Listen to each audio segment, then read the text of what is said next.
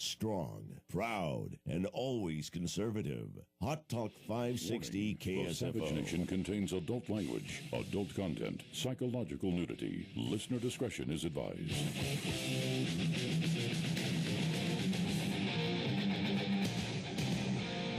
And now, America's most exciting radio talk show, The Savage Nation. And here he is, Michael Savage. It is The Savage Nation. And if you think it's a throwaway Friday, you are mistaken. There is major news that the media is burying, talking about trivia, while the world is on fire. How do you feel about Obama and Leon Panetta evading responsibility for the deaths in Libya? Do you feel Panetta should be forced to step down? This just came out.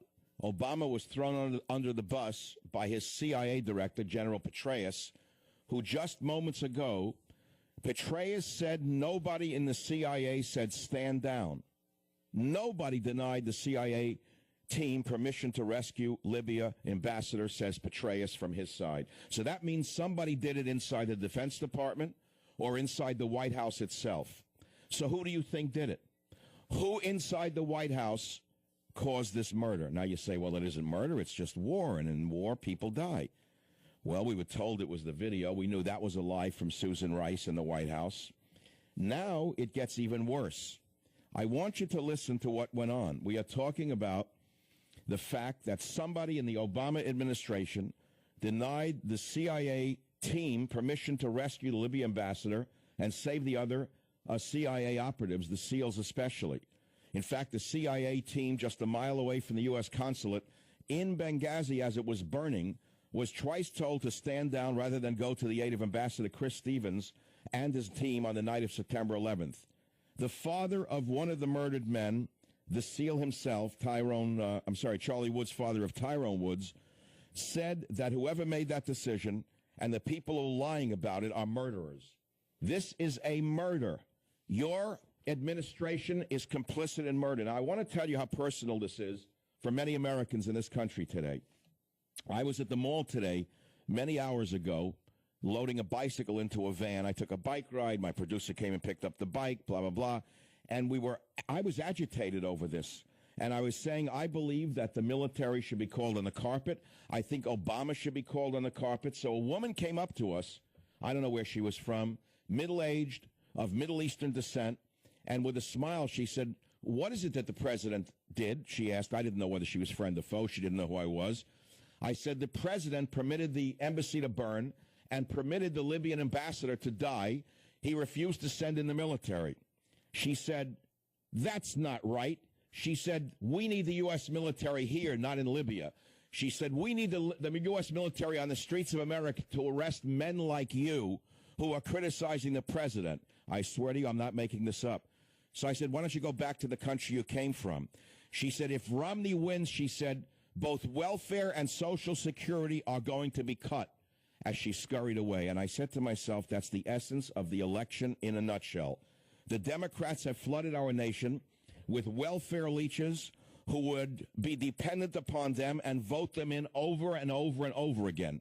They don't care about national security. They don't care about national sovereignty. They don't care about America's identity. They care only about the welfare, the food stamps, the Social Security that they are leeching off the system.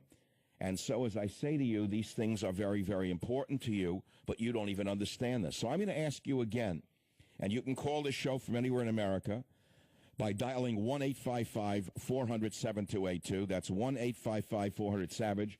You're listening to the Friday edition of the Savage Nation. This is the biggest story of the election. It doesn't matter that the vermin in the media are burying it and talking about every subject under the sun, from mozzarella cheese to baseball bats.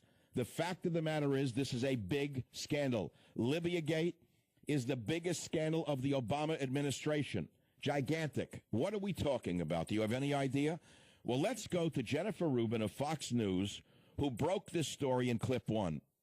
Sources who were on the ground in Benghazi during the attack tell that, in fact, there were 3 separate requests to aid not only the attack that was occurring at the consulate and to try and help with that attack, but also requests for outside help, outside military to help once there were gunfires and firefights at the CIA annex. Those requests, we're told, came from higher headquarters. They were told to stand down. So who did it? The general in charge of the CIA, General Patreus, not too long ago, denied that he and the CIA told the men to stand down. That means it happened in either Leon Panetta's office or in Obama's White House. Somebody did this. Somebody did this, and what we're talking about is murder here. I want you to listen to Charlie Woods, father of Tyrone Woods, a former Navy SEAL who was executed in Benghazi, as he talks about his son's death. He starts by saying, well, Dino, play clips 9 and 11 back to back, 9 to 11, please. This is not about politics. This is about, if it were about politics, it would dishonor my son's death. This has to do with honor, integrity, and justice. To me, I'm an attorney. This may not meet the legal test of murder, but to me, that is not only cowardice, but those people who made the decision and who knew about the decision and lied about it are murderers of my son. That's a very strong statement for me to make, but for their benefit, they need to clear their conscience, they need to stand up, and they need to change the direction of their lives. He said the people who made this decision and the people who lied about it are murderers. You know, in the American courts, there is people go on trial for being accessory to murder. So now we have top officials in the Obama administration who are accessories to murder, and they're covering this up. Yesterday on the Savage Nation, I played the shocking soundbite. I hope we still have it. I don't know if we do, of Hillary Clinton laughing about it, which we're going to play for you again in a moment. This is Hillary over and over again laughing about murder. She laughed about the murder of Gaddafi when she said, we came, we saw, he died. Now listen to this wonderful human being, Imelda Marcos Clinton, in clip 6. The Independent Accountability Review Board is already hard at work, looking at everything, not cherry picking, one story here, one document there, but looking at everything, which I highly recommend as the appropriate approach to something as complex as an attack like this.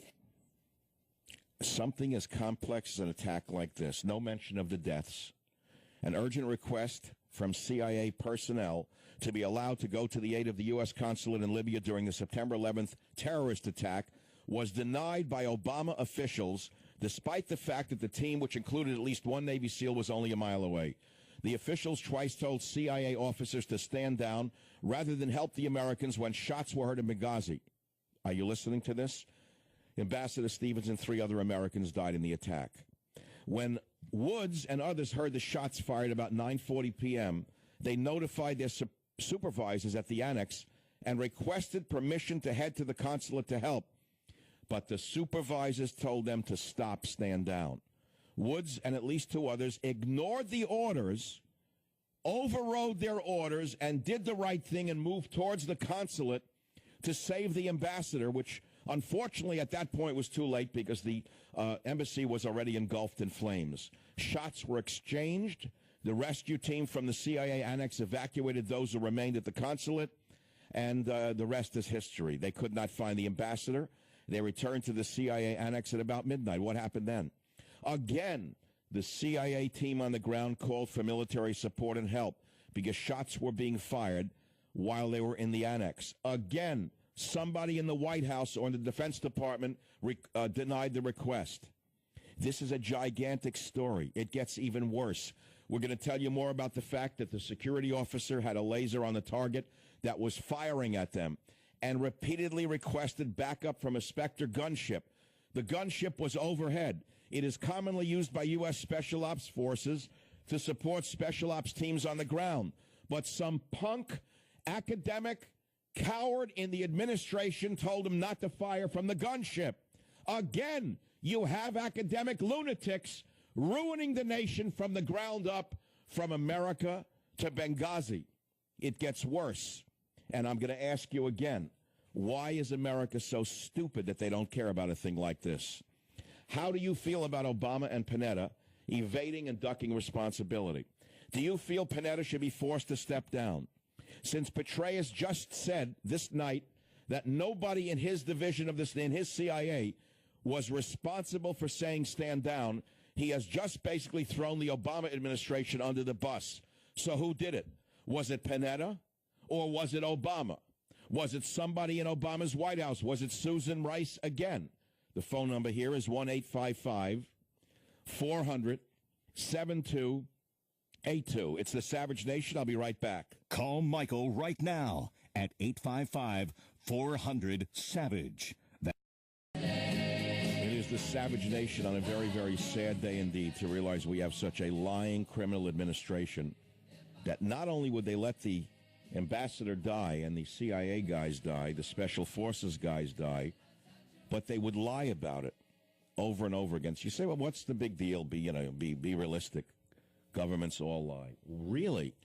But that's what a press is for.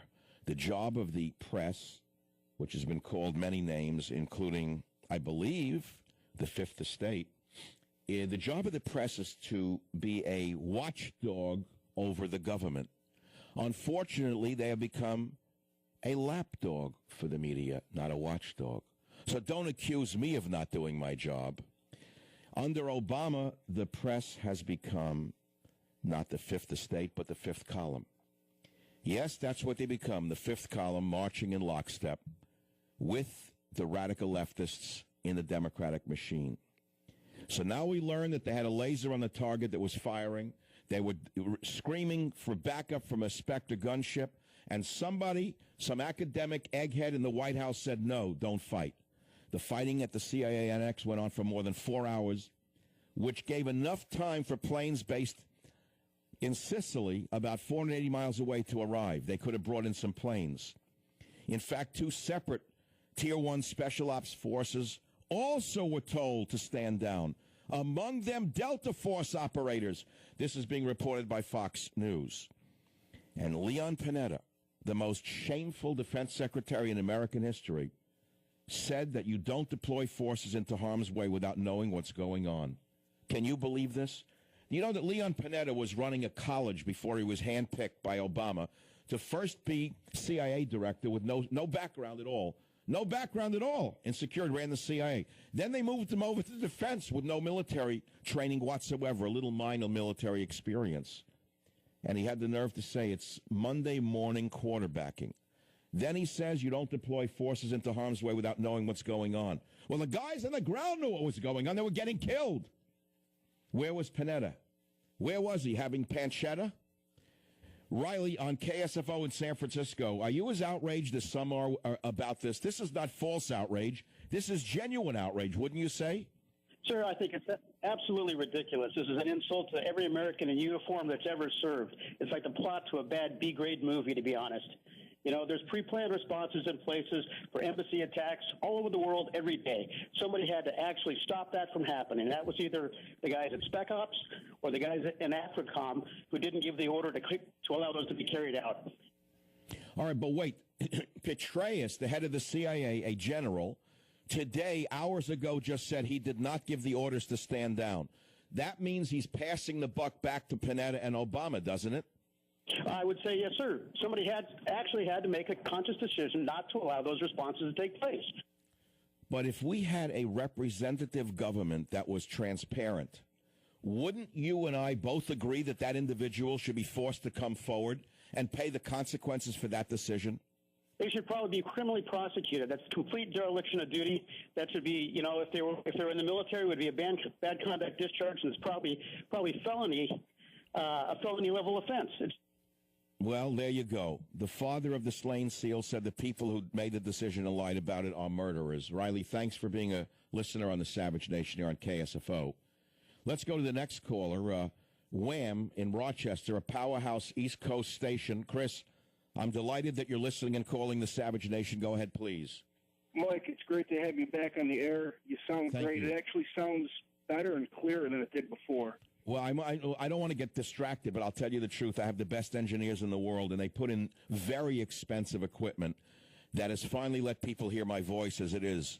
So thank you for that. So who do you think is responsible here, Chris? undoubtedly Leon Panetta, and I think we have to look at Leon Panetta's old ties to the Communist Party. Thank you. Somebody knows who he is. A Bay Area left-wing radical tied into the Nancy Pelosi, Dianne Feinstein machine, a lifer on the left. Exactly right. You have to look at the proxy war that we have going on in Syria with Russia that the media is not covering, the chaos that the whole Arab Spring or winter, whatever you want to call it, has created. And these communists want nothing more than this to just keep furthering and expanding and going on and on.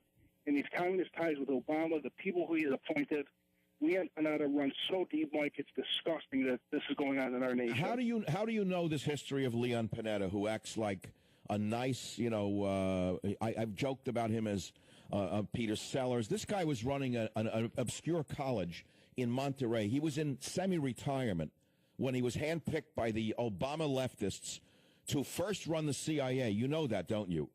Yeah, and what's even more disgusting, Mike, is that the Republican Senate and the Republican senators, congressmen, actually confirmed this guy, and I don't believe there was a negative vote against him, and it disgusted me at the time, and it's even more disgusting today. But how do you know this much about Panetta? Where did you learn this?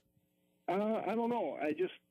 He came out of obscurity, and I just know anybody that Obama appoints is to be looked at with a very, very shifty. Yeah, everywhere you turn, there's another Manchurian candidate that was put into a position of power, and it is unraveling weeks before the election. The problem is they have a press that they own, lock, stock, and a laptop. Is that correct? Of course it's correct. Yeah. They own every laptop in every newsroom in this country. Not a word comes out of the major media that is not vetted or approved by someone higher up who feeds right into the White House. And so we're living not with a fifth estate, but a fifth column. And you know what the fifth column refers to, Chris, or don't you? Pardon me? No, many people don't know what I mean when I say that the fifth estate has become the fifth column. But I'll explain that later on the Savage Nation.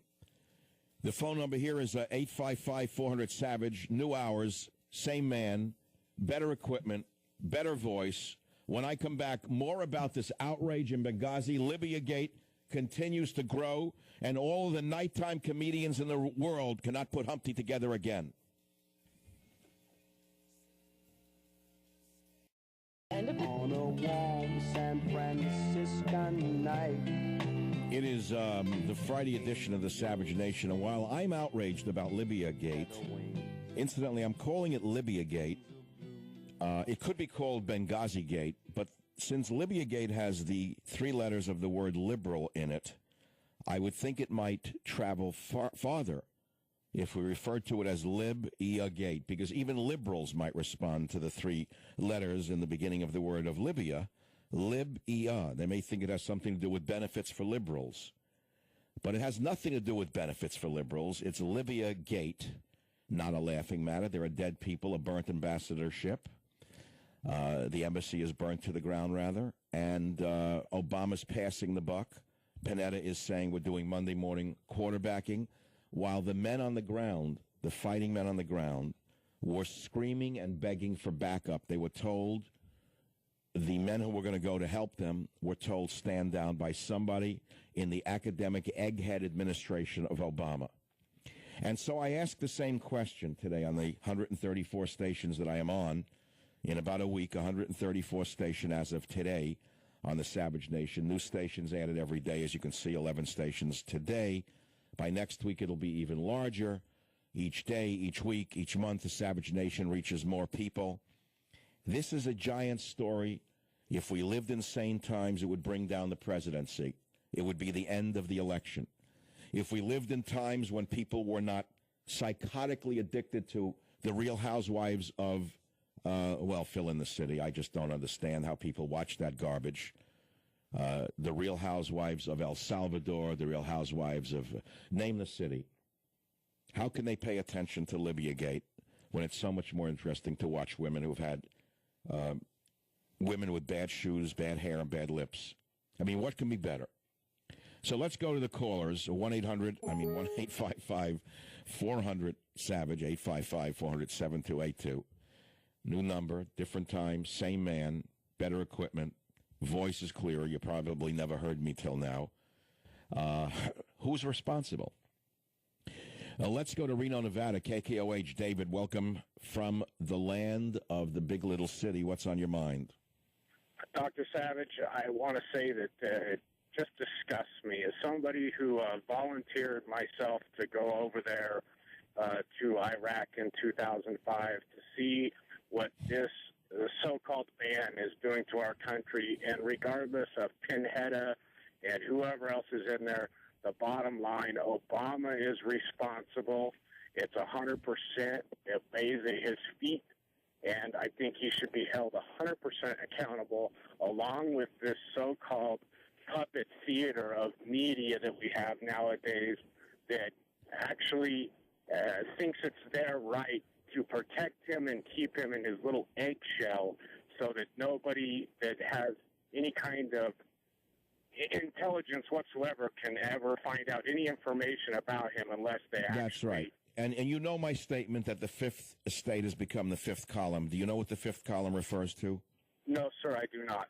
I've told people I have to describe it. It's a little-known fact of the Spanish Civil War, which I'll describe in a short moment. I don't want to distract people, but thanks for listening. Look, the fact is Obama knew. The fact is Libya Gate is Obama's. He owns it. He's been caught in his lies. New emails, diplomatic cables reveal that his administration deceived the public. I knew it the first minute I saw Susan Rice. I was screaming. I was off the air when I saw her talking about the video, the anti-Muhammad video. I knew she was lying. I looked at her lips. I watched her eyes. I couldn't stand what I was watching. I was screaming. I couldn't wait to get back on the radio. For 2 weeks now, the lying Obama team was claiming that the attack was a result of an anti-Muslim video. It was spontaneous. They knew it was false. Obama knew it was false. In fact, senior State Department officials testified at congressional hearings that there were no protests on September 11th. There were no protests. The latest evidence, though, should bring down the Obama administration. 2 hours after the assault began, the so-called State Department under Hillary Clinton, the Imelda Marcos of our time, sent an email to numerous agencies, including the White House so-called Situation Room, which said that Ansar al-Sharia, a terror group affiliated with al-Qaeda, had claimed responsibility. The email went right into the White House's executive office. That's Obama's inner circles. So from the beginning, Obama knew that Benghazi was a terrorist attack underway. Yet he continued to blame an obscure YouTube video. Now, the fact of the matter is it's gotten worse. It goes on and on. The attack went on for 6 hours. There was a U.S. drone over the compound capturing information and conducting surveillance. There were American fighter jets and an AC-130 gunship less than 450 miles away on the island of Sicily. There was a massive rapid response available. It should have been ordered in to defend the consulate. Instead, the lackluster Obama did nothing. Why? Well, let's ask ourselves why. That's the big question. Now, from the Obama point of view, he didn't want collateral damage. Let's not look at conspiracy theories.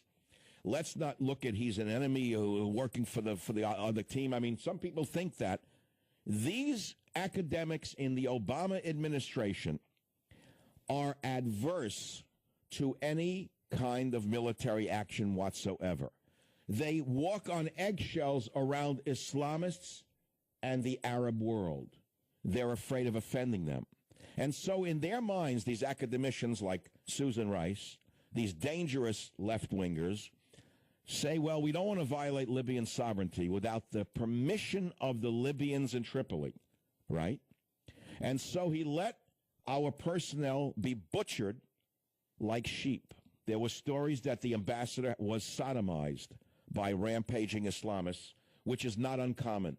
It is quite common. Ask Israeli members of the IDF.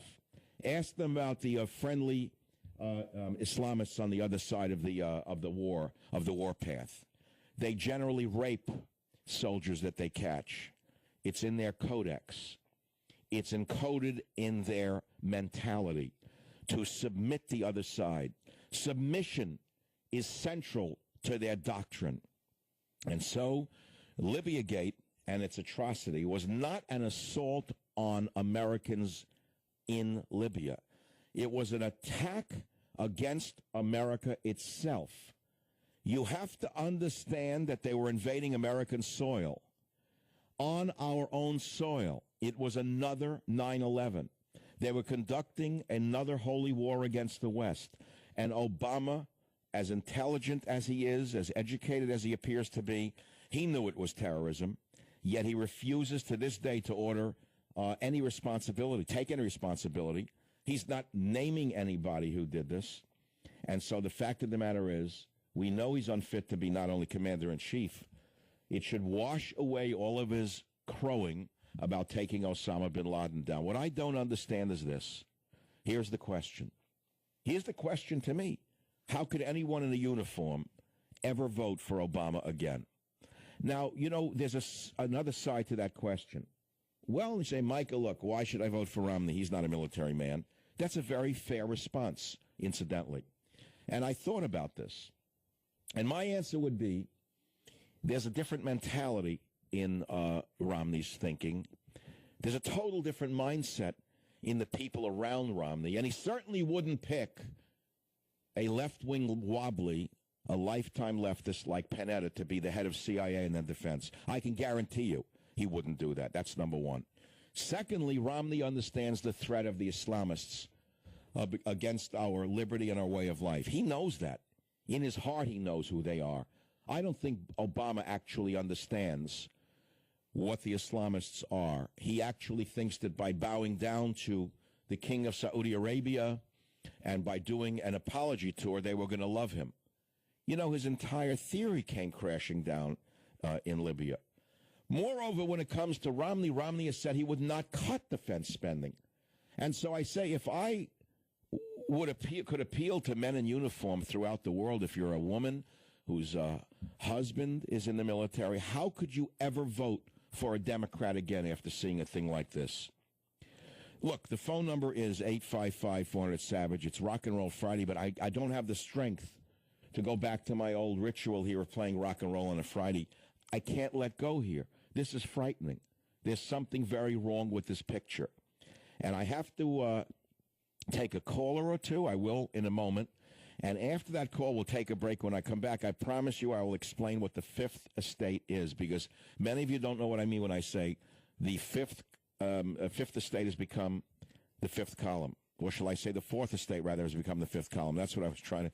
I'm so excited. The Fourth Estate is the press or the media, and the fifth column is something else. But when I coined this 2 years ago, I said the Fourth Estate has become the fifth column. I'll explain what the fifth column is in a few moments, but let's take a couple of calls right now. Troy on KSFO in San Francisco. Go ahead, you're on the Savage Nation. Hi, Michael, and glad to hear you back on KSFO. Okay, during the lame duck... First of all, wait, let me say this. It's important. I'm honored to be back on KSFO. I love the station. I could finally reach my hundreds of thousands of fans who have been looking for me. So thanks for listening and finding me so fast. All right, Michael, great. Congrats. Okay, so during the lame duck session after the 2008 election, but before Obama was sworn in, I remember very well. Hopefully, maybe you could find this for us, this quote. He was ranting and raving about the poor baby al-Qaeda scum there in Gitmo not having Fourth Amendment and Sixth Amendment rights, and how he wanted to close it and get them into the federal court system. Right. Okay. Would love to see Romney, I hope his campaign's listening, do an ad on how Obama and Holder botched the conviction of Ahmed Galani, who killed or was in on the killing of 284 Americans with the bombing of the Tanzania embassy.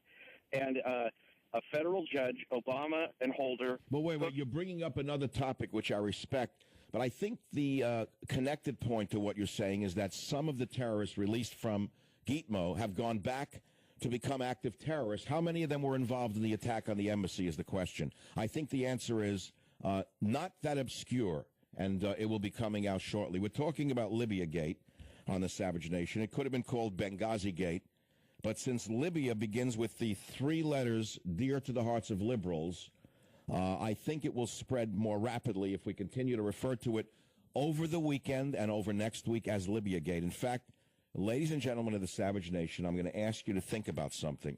Think about the power that you have between now and the election. Think of the undecided voter. You don't have to scream. You don't have to yell. All you have to do is say, Libya Gate alone is enough to make me decide not to vote for this man. Now, the person may say, well, what's Libya Gate?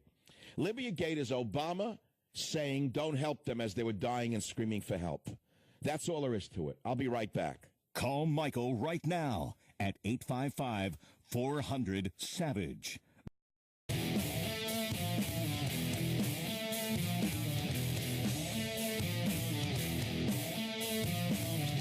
Why have you not heard about Libya Gate? Answer, because the Fourth Estate has become the fifth column. Welcome back to the Savage Nation. Many of you know a lot about ZT and about Barry Zito, but you know nothing about Libya Gate, and that's because the press has been feeding you old fish. What do I mean when I say the Fourth Estate has become the fifth column? What is the Fourth Estate? The Fourth Estate is the press. They're supposed to keep a government honest. They're supposed to be the attack dogs against corrupt, dishonest politicians. And when they're not doing that job, they have become the fifth column. So what is the fifth column? Fifth column refers to people who undermine a larger group, such as a nation from within. They could be a secret group of sympathizers of an enemy that are involved in sabotage within military defense lines, or a fifth column can refer to people destroying our borders. But the key element of a fifth column is the secrecy of their activities. And so they can use misinformation campaigns. They can use espionage on a higher level. Where did it come from? It came from the Spanish Civil War. Emilio Mola, a nationalist general during the Spanish Civil War, told a journalist in 1936 that as his four columns of troops were approaching Madrid, there was a fifth column of supporters inside the city who would support him and undermine the Republican government from within. And the term then became widely used in Spain. In fact, Ernest Hemingway used it as the title of his only play, which he wrote in Madrid while the city was being bombarded, and he published it in 1938 in his book, The Fifth Column and the First 49 Stories. Now, this phrase has been used in America before. During World War II, there were many people talking about a fifth column, signs of Nazi fifth column everywhere. See, in those days, journalists knew what was going on. In June of 1940, Life magazine ran a series of photos under the heading Signs of Nazi Fifth Column Everywhere. In 1940, Time magazine called Fifth Column Talk a national phenomenon. In 1940, the New York Times said the first spasm of fear engendered by the success of fifth columns is in less fortunate countries, on and on. So in those days, journalists understood the enemy within. But now they have become the enemy within themselves in many cases, working hand in glove, not only with corruption and corrupt administrations, but possibly even working with Islamists who want to undermine our very freedoms themselves. I'll take your calls now about Libya Gate on the Savage Nation. Let's go to the first caller here in San Francisco again. This is a shocker coming up. Mike on the great KSFO, welcome to the Savage Nation. Yeah, hi, Mike. I want to let you know, first of all, that I've got a friend that's in federal law enforcement, and he showed me an article which pertains to this Libya situation. But before I go to that, let's go back in time. Let's go to when the Egyptian riots first started. There's Wade Rathke, who started ACORN. He had an organization called the Organizer Forum. He sent a delegation over to Egypt to show the Muslim Brotherhood how to take control. Oh, boy. Okay, and who was in control of this organization was Thomas Perez. Thomas Perez is now working under Eric Holder. Okay, so right. Thomas Perez runs the Civil Rights Division of the Justice Department. I'm aware of who he is. Okay, now let's go to when Obama went over to Egypt to give his speech. Who did he invite? The Muslim Brotherhood. How many times has Hillary Clinton met with the Muslim Brotherhood? Okay, now, the article that my friend showed me was on westernjournalism.com, and it shows that Obama made a deal, and Hillary Clinton, with the Muslim Brotherhood to capture Christopher Stevens. And in exchange, they were going to make an exchange for the blind sheikh. That's what this is all about. The Muslim Brotherhood in Egypt has been saying that they were going to get the blind sheikh back. They made a deal with Obama. The whole thing was botched. So, in other words, you're alleging that there was an actual plan worked out between the Muslim Brotherhood in Egypt to permit the fanatics in Libya to capture Ambassador Stevens and then trade him for the blind sheikh. But it went haywire and they killed him. Is that it? Yes, sir. Exactly. Well, it's an interesting theory. I wouldn't put anything past Imelda Marcos nor Barry Obama. Frankly, I am not skeptical of what you just said. The phone number here is 855-400-7282. If you want to lighten up the show, I'm afraid I can't go with you tonight because I can't do my normal Rock and Roll Friday with throwaway topics. Things have evolved today and tonight about Libya Gate that must be talked about. And the fact of the matter is we have dead people. We have the father of the dead Navy SEAL who said that those complicit in this are murderers. He first said this is not about politics. Mr. Wood said if it were about politics, it would dishonor his son's death. And he said this is about honor, integrity, and justice. He then goes on to say, well, Dino, play clip 11 so people can hear what Mr. Wood says about your wonderful administrators in the Obama administration. To me, I'm an attorney. This may not meet the legal test of murder, but to me, that is not only cowardice, but those people who made the decision and who knew about the decision and lied about it are murderers of my son. That's a very strong statement for me to make, but for their benefit, they need to bear their conscience. They need to stand up. Okay, so he said basically they're accessories to murder. Who's responsible? General Patreus and CIA said he's not responsible. He did not give the order to stand down. That means someone else did it. Do you understand that? It's the Savage Nation. I'll be right back. Don't change that dial. I'll call Michael right